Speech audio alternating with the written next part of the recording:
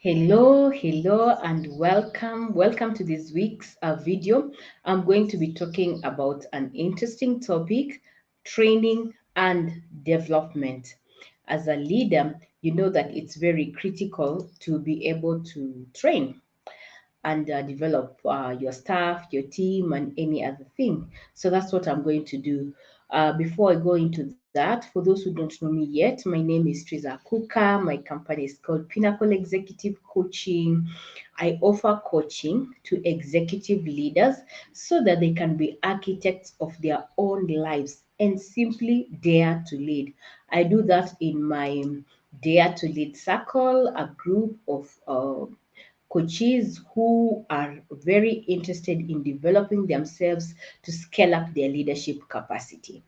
So, talking about training and development, which is our title for this week, as I said before, leadership is very essential in any training and development program. A leader should work to understand the needs of his team and develop strategies that will empower this team to be able to reach their goals.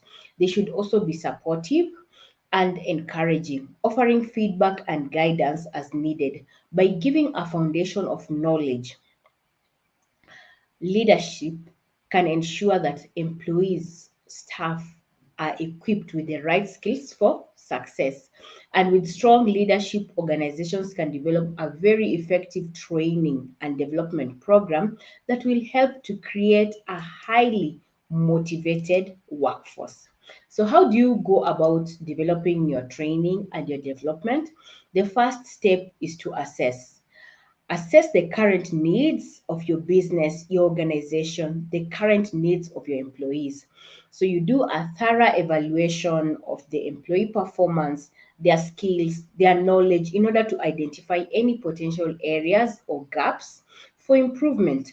Additionally, you can even evaluate where you are in terms of your company's overall goals and objectives in order to determine the type of learning that will be most beneficial for your employees, your staff, and overall your business success. When you gather this information, it will give you the insight into the types of activities that should be implemented in order to support the organizational overall objectives.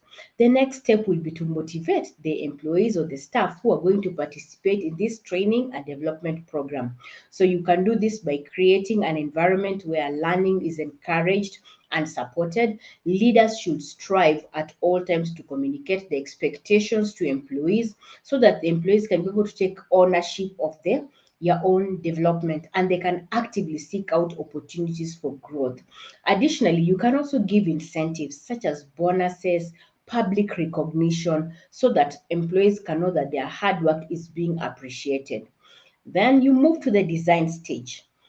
You design by creating a process that will meet all the needs of these various stakeholders who will be involved.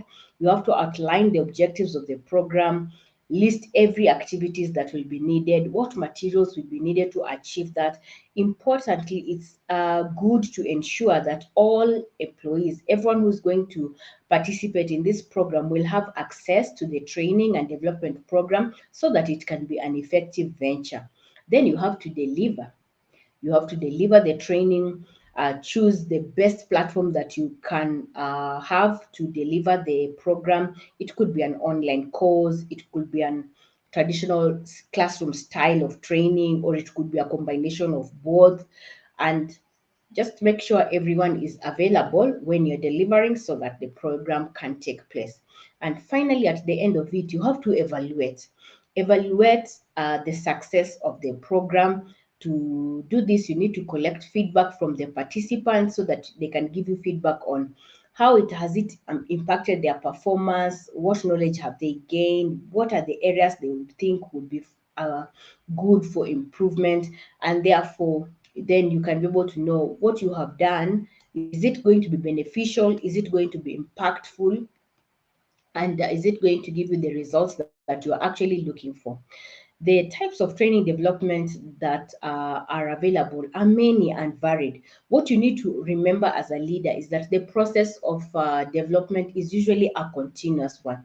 Leaders need to be able to keep developing, and you have to give ongoing support and evaluation for the programs to be effective. So you have to really weigh and invest in quality programs which will provide you with the tools that you need to invest in your employees so that they can reach their full potential, and most importantly, ensure everyone is organized. The types of training that you can give is like case studies. You can use case studies. Case studies usually relate to a particular industry or a role. The employers will help the employees to develop basic skills in a given role, and see themselves in that particular situation, facing a similar challenge or a similar problem, and then how to overcome it, and get to be equipped to manage it in the future if it ever comes. E-learning is online. I mean, after COVID, most programs now are available online, which is a very accessible way. Someone can be able to do the training at their own convenience, at their own time, in their own location. And when you give various e-learning programs, then you can be able to make sure that everyone has access no matter where they are. And it's also much more cost effective once you've set it up. Coaching. Coaching involves providing employees or your staff with personalized guidance and support in order to help them to reach their goals. Through coaching, you can help your employees with the resources that they need to improve their performance, to develop new skills, and become more effective. And even for you as a leader, continuous coaching is very critical in order to keep up at par and to be able to boost yourself to the next level.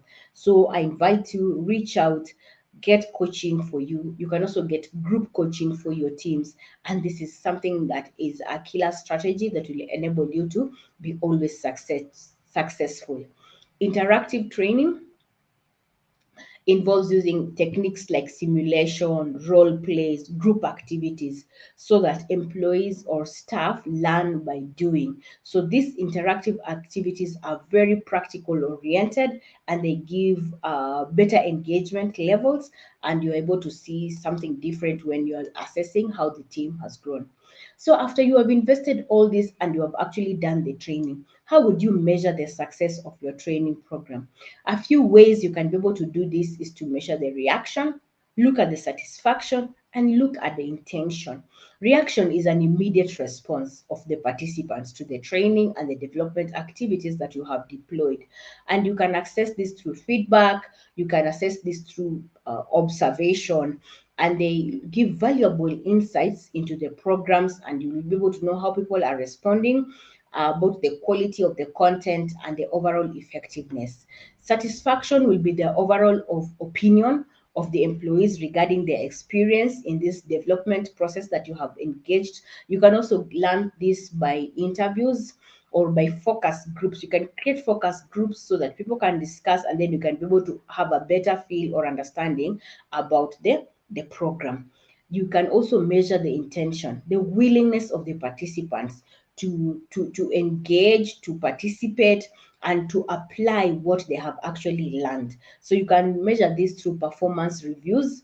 When you measure how their output is after the process they have gone through in training, then you can be able to know where you have actually succeeded and where there are gaps that you need to be able to give more support in order to be able to get to the level that you want to do. Business impact is usually something that can be very easily measured. When you're talking of business impact, you're talking about the overall outcome of the training and development activities on the business as a whole. So you can measure this by looking at employee productivity, customer satisfaction levels, and the company profits, because at the end of the day, your bottom lines have to be impacted. When you understand the impact of training and development on all these areas, then you can be able to identify areas where further improvement would be needed in the future to maximize the effectiveness. So you look at productivity, how efficient are you as an organization in your outputs. You can analyze data like the number of hours people have worked, the amount of resources people have consumed, number of tasks people have completed, in order to see where your efficiency levels are at. You can also measure the quality. This is how effective the organization output is. You can use customer feedback. You can look at market trends and see how you're faring, and then you'll be able to get your feedback and answers. And also you can evaluate what advantages now do you have as an organization or as a business. You can do this through case studies. Check data from your staff to see how they have benefited, which areas they have been able to learn, which areas have been able to grow, which ones have had the highest impact on them. So by doing all this, I'm sure you'll be able to grow as a business. So thank you so much for that. Just a kind reminder that this week is where we are going to be having the Understanding Leadership in Africa webinar. So if you've not yet registered for it, make a point of contacting me so that you can be able to get that rolling. Remember to reach out to me on the various social media platforms, on the Facebook page, on the you can send me a direct message on Facebook or an email, and I'll be grateful. And please like this video, share it, and keep engaging. Thank you so much.